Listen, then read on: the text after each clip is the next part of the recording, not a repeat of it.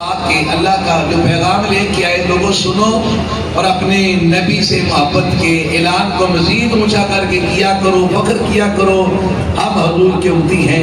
جناب جبریل واپس آئے اور آ کے کہتے ہیں آدم میرا اللہ کہتا ہے تو نے اس نام محمد کو پکار کے وسیلہ دے کے واسطہ دے کے فقط اپنی معافی مانگی ہے۔ اگر اس نام کا وسیلہ سامنے رکھ کے فاروق اعظم فرماتے ہیں، جناب جبریل کہتے ہیں کہ اس نام کا وسیلہ سامنے رکھ کے تو قیامت تک آنے والی اپنی ساری اولاد کے گناہ اور غلطیاں ان کی بھی معافی مانگتا تو اللہ نام محمد کو سب کے تیرے ساری اولاد کے گناہ معاف فرما دے۔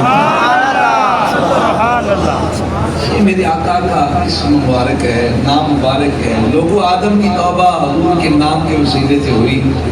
اگر آدم چاہتے تو آپ جتنے بھی ہیں، بعد میں آنے والے بھی ہیں، جو پہلے گزر گئے، سب کو اللہ کی ان کی ذاتی سی نام کے وسیلے سے معافی عطا فرما دیتے۔ اللہ اکبر۔ میرا کسی نے بڑا خوبصورت نام محمد کو سلام کیا، ایک بار محبت سے بولے سبحان اللہ۔ ایسے نہیں اونچا بولنا پڑے گا۔ نام محمد کتنا میٹھا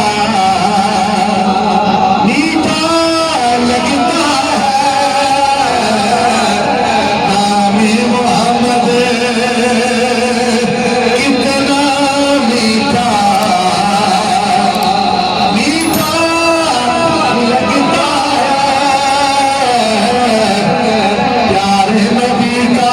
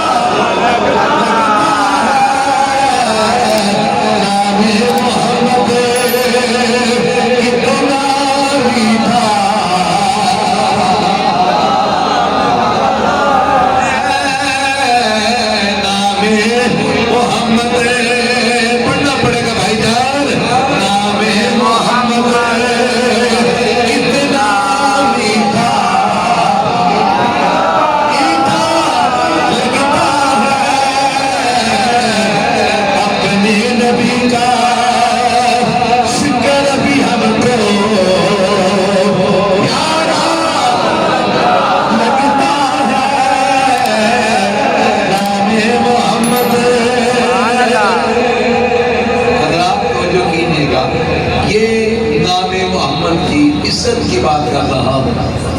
اگر فضیلت کی بات کی جائے آؤ سنتے ہیں، یہ نام محمد دنیا میں بھی کام آتا ہے، قبر میں بھی کام آتا ہے، حشر میں بھی کام آتا ہے۔